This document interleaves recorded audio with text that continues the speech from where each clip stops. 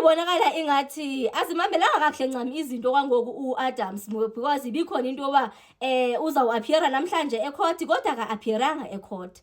Nizakhumbula ndini into yoba izolo uye wathathwa abafana abanxiba ijini bamfaka emva kwe-pickup waze wahamba wabheka phi wabheka eDurban eququdekiswa ke phofu emva kwe-pickup esepickupini.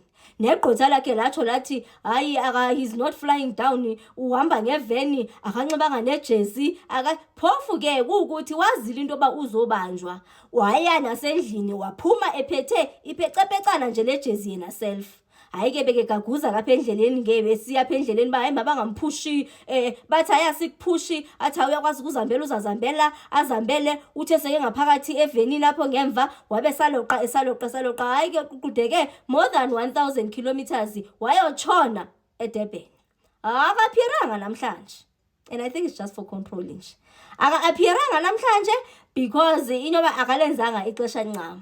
So uzawuappeara kusasa uFaydel Adams ecourt sive into yoba uyayifumana ibail okanye akayifumani because igqwetha lakhe lelaba nawo amagama into yoba ufuna bathi befika kwelacala okanye appeara ecourt babe sebewuqoshelisile umcimbi onokwenza nokuba ready for ukuaplayela ibail for uAdams. So uAdams njoba beke ejail eyothathana nestatement aye police station ayovulela namakhesi ayithi hayi namhlanje uyolala khona. So kusasa kulapho sizabona khona into yoba uzaphuma esithini pha. Hayi ke kukhona nala Patricia ndithi nizamkhumbula. Patricia naye ke utsho ungumuntu othi hayi ubaba bamba uFaydel Adams makubanjwe naye makangashiywa ngemva because uFaydel Adams ezazinto akasithethile uzive engaye. Phofu ke ebanjelwa uFaydel Adams yena ukuziyela uba ayozithathela istatement kulamuntu oyi-hitman lamuntu owabulala uSindiswa Magaqa. Hayi mani khona iphathi endiyilibele futhi xa ndibalisa esi story sika Sindiswa Magaqa ne into yoba ithini into yakho ukuze I think nenyani yakhona iphume because mos yafaka i-crime intelligence yaninzi nje into yayo but yakhona nephathi ethi la hitman leyana ingathi imali yayiphumile but this one is allegedly ne ingathi babe kwaphuma imali engaka 600,000 if not mistaken. Then yena ke ngoku ingathi bamrobho wafumana ibuphecepecana imali encinci kulapho wavele wathena into i-state witness wavele wadwela yonke into wachaza wazixela waxela nabanye baebona into hayi bamjikele emva kwendlebe. So ikhona nje into engathi njalo so sizayiva. So uAdams ngulo ke yena owabonakala siya khona and waya ingathi ngendlela okuthethwa ngayo waya engathi xa kefika pha wafika wathetha ngongathi urepresenter ubu-member of parliament obakhe ke phofu ingathi since part and parcel yekomiti le yama-police committee wafika ingathi njalo. So kukhona ingathi izijolo ze-fraud ke ngokuthiwa wayengathunywanga yikomiti wayeziyele pha and wafika wangumuntu othatha even istatement kulaa muntu owabulala uSindiswa Magaqa. So ivela because icase yakhona yayi sezingeni nje liphezulu so kwayathi into yakhona wafike wa-interferisha ke ngoku nabantu basemthethweni ethatha istatement nje uzithatha ngabuni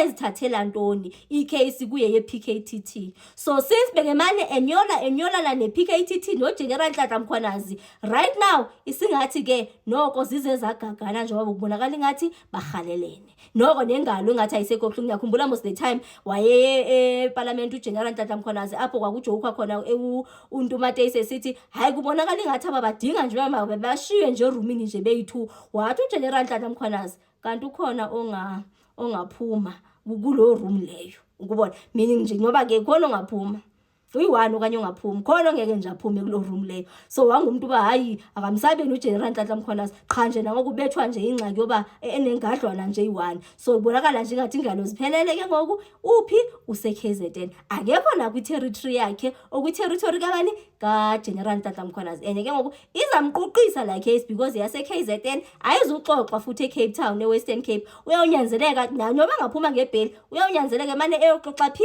eKZN lo case leyo. Siyazi ke phofu into ba sometimes bayakubamba nje bekubambela le into kanti inabile zikhona ezinye zizalandela. Sizayiva phethu benithini into yakhona but kusasa kuthiwe uzawu-appeara ecourt uFaydel Adams. I'm not at crime intelligence, so I'd rather not talk But about. you know things. Yes, I do, but I can't talk about the you can't operations tell of us. Okay. intelligence. And then you said he got blue lights. Who from who? I think there was an abuse of resources at the time by the member, which was facilitated by a police officer for that matter, for him to land in Durban, Who was the police officer? Do you a know? cousin of Robert McBride, who is a police officer in KZN, who arranged with Mr. McBride to be picked up by Metro Police from the airport and driven on Blue Light Metro Police. into the prison. And he arrives there, he signed as a member of parliament. The prison believes that he's on an official duties and he leaves with Blue Lights back again to the airport. So how can we get confirmation about this besides you telling us this? I have Can it we in write black and to white. Metro- I have beg your pardon? statements, I have entry into the prison, I have statements of the members that drove him. Okay, we know that he went there because that's not disputed. I'm talking about the blue lights. There's statements on that already. Sworn There's a statement. criminal case open against Mr. Adams. Because honorable chair members, and again, what became known, what made Mary House and many people start making noise, including Honorable Adams, about PKTT and the case of Cindy Somagado. The obsession with General Kumalo and wanting to manipulate that everything is about General Kumalo, that blinded them. Kumalo arrested the criminals that killed Makata, that planned and organized and killed Makata. He arrested them. Kumalo discovered that the resources that were used came from crime intelligence. A parallel investigation is running for that purpose. But Kumalo is blamed for the death of Makata. So because their members are trying to drive a different narrative. So, and then the member of parliament, Mr. Adams, doesn't pause to analyze this.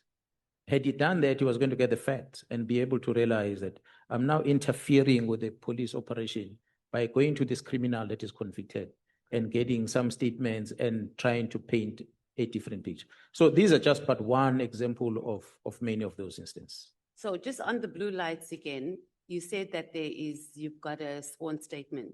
That's correct. So is there anything else? Because Lieutenant General, the number of sworn statements we have here with one person saying the sky was blue on Sunday and another one saying it was orange on Sunday at 12 o'clock. It's going to blow our heads off when we go into deliberations. So is there anything else that we can access or you have access to? Well, these statements I'm talking about are part of the criminal investigation. So I won't be able to bring it here. They're in a docket, but I was briefed about it. Thank you, Lieutenant General. I think you and Honorable Adams must have a moment. Now at the room, one of us will come out. No. Give us a room. One of us will come. Lieutenant General, you can't say that. That's like a threat. Say again? Point of order. Can't do that. General Mkhwanazi is threatening a member of parliament. Please. Yeah. Yes. No, I wanted to tell the honorable member that her time has ended. But the general did not tell who is going to come out. He said, one of us is going to come out. He did not tell which one. Honorable Chair, I begged for a minute for the old member because I took that time to air my unhappiness about Mr. Adams. Can you please?